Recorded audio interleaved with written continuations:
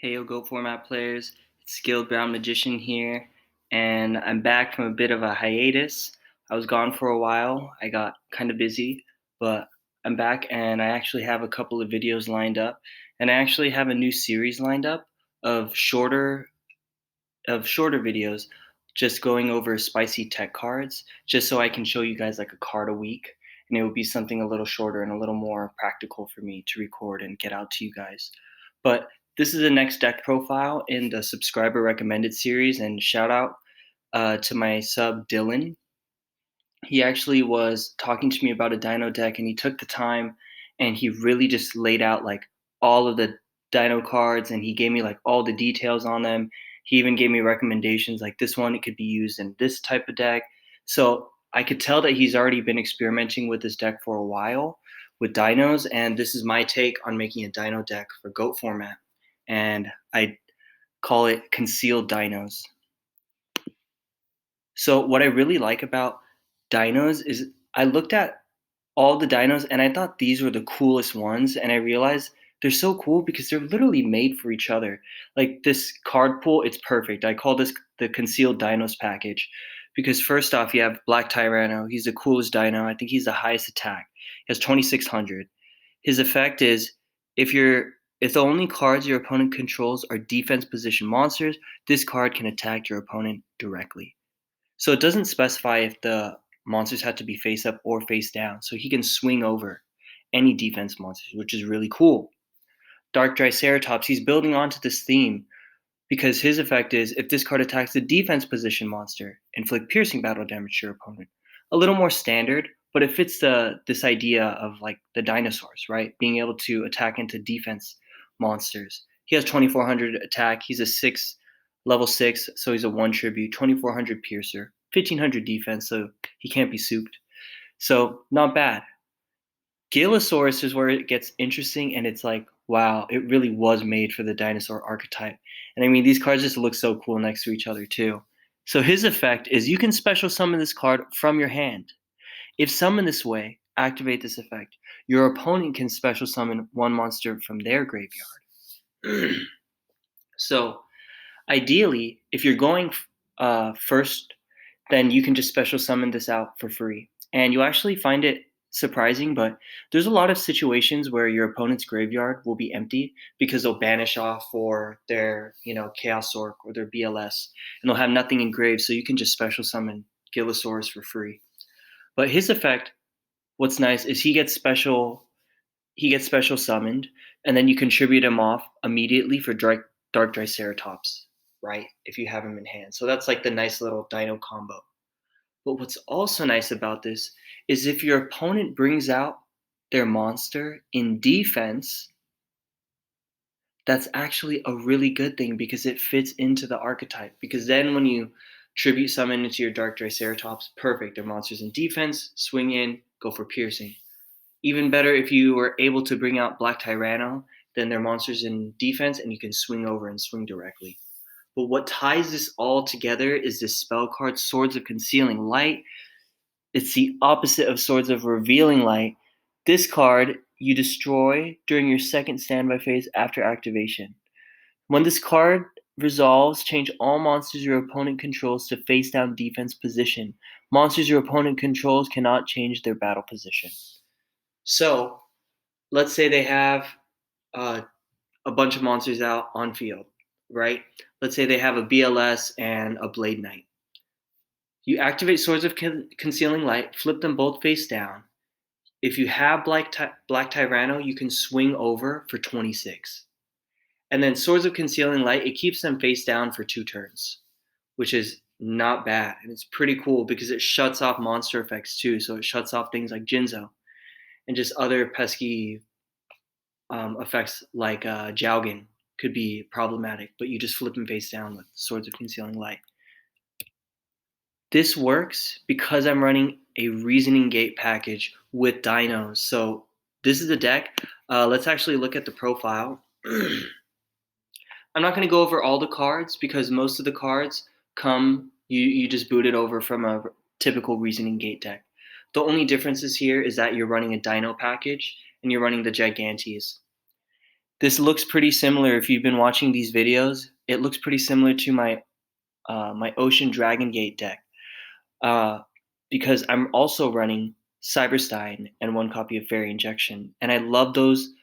And the rationale behind them in Reasoning Gate decks is that no one will ever call them, and also they're very powerful normal summons in hand. So even if you have them in hand, you can still just normal summon them and get their super powerful effects.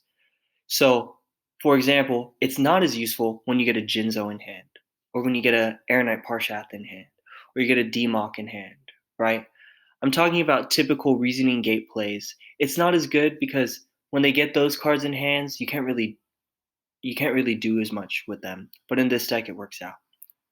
So you're running the Dinos. It's nice because Black Tyranno's level 7, Jinzo's level 6, and then you're running 2 level 6 Dark Triceratops, uh, 3 level 3s, and then uh, Cyberstein. You're running 3 Gigantes because you mill past him, and plus all of your Dinos are Earths anyways, and also Fairy Injection Lily is an Earth. So it's pretty nice. You actually have a lot of fodder for your tribute or for your special summon for Gigantes to banish a Earth from grave. What's important about that too is it's a free special summon sometimes just because you'll have a Galasaurus in your grave, you'll have a Dark Triceratops, and you banish to special summon, and then there you go, you can go into your Monster Gate play. Or maybe you contribute it off for your Jinzo. You contribute it off for your Triceratops, right? So there's a lot of synergy with Gigantes, and you can get him back with Monster Reincarnation. Nice plays with that. And what's really nice is you're playing True Nade because you have Swords of Revealing Light and Swords of Concealing Light. These two here. We already all know what Swords of Revealing Light does. But Swords of Concealing Light, it's a much tighter window to bounce it back with Giant True Nade, but it's still a thing. Then obviously Premature. You're only playing one trap, it's the best one, Royal Decree. Well, it's not the best one, but it's the best one at stopping other traps at least. So you sit on this until they activate something, and then you just chain, and then you negate their trap. um, Also, we play double Book of Moon because it really synergizes well with Triceratops and Tyranno, obviously. So it's another way of flipping monsters face down. Okay. And then obviously we have your typical side or your extra. Okay, so some stratagems that I have with this deck. So here's just some wisdom that I picked up while playing it and in play testing. Turn 1 Galasaurus is a free special summon for so many things. Uh, you can go into Monster Gate, Jinzo, or Triceratops tribute fodder.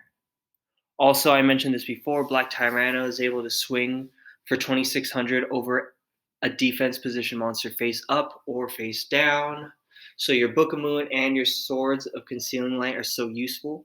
Swords of Concealing Light is specifically useful because it's like a mirror force like effect because it doesn't target, right? It just flips all their monsters face down. Also, Black Tyranno and Triceratops, they don't care about scapegoats, which is really nice in this deck, and it comes up often. When they bring out their scapegoats, you don't even care. If they bring out their scapegoats, Tyranno swings over for 26, and then Triceratops just pierces. And then Black Tyranno and Triceratops are perfect meta targets, so it's really nice playing Reasoning Gate with this deck because Dark Triceratops, he's level 6, you metamorphosis him off into Ryu Senshi, and now you have a Jinzo that can't be affected by spells. So that's really nice. But then you can also change it into a Dark Blade if you want to banish their monsters from grave. You just have nice level 6 options for metamorphosis. And then with Tyranno, you can change him obviously into King Dragoon, which is such a pain in the ass to deal with sometimes. Uh, you can go into Last Warrior if you're going against the mirror match. Twin-headed Thunder Dragon just for the 2800 uh, highest level or highest attack. So some other things that I noticed too is you really just want to hold your books and your swords to out problematic monsters or to swing for game. So they're kind of like a double-edged sword. I guess you could say. Because your books and swords, basically, in this deck, it does allow you to go for game shots just because of the mechanic of the dinosaurs and their their theme. It's kind of cool.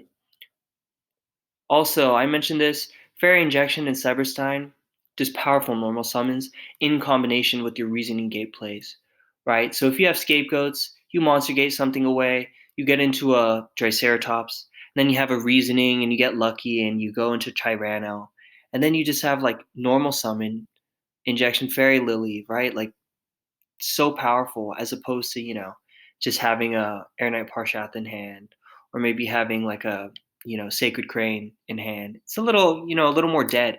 I like having these and they're free because people aren't going to call twos and threes.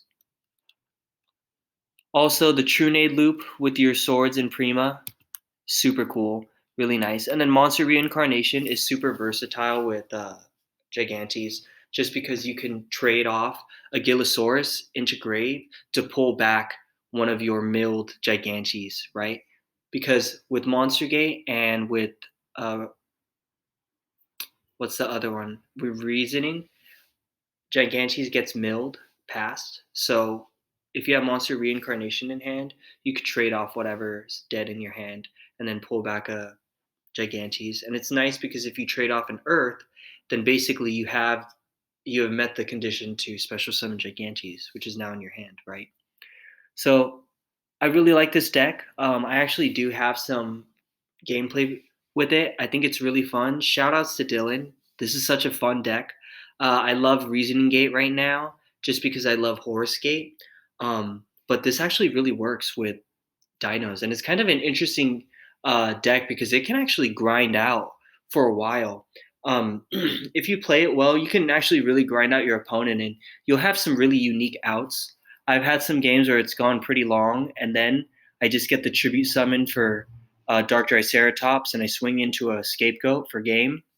It can grind. It can get some surprising wins because of the weird swing over defense monsters mechanic. So it's pretty interesting. I think it's a really fun deck. I love Reasoning Gate. You guys should check it out. I'll leave the download link for the deck in the description below. Uh, Glad you guys are here, and hope you can leave some more comments for more decks that I could build for you guys. Really love this idea, and I really love building decks for you guys. And I'm back from my hiatus, and I want to make more for you guys. And I have some cool decks already in store. All right, take care. Peace.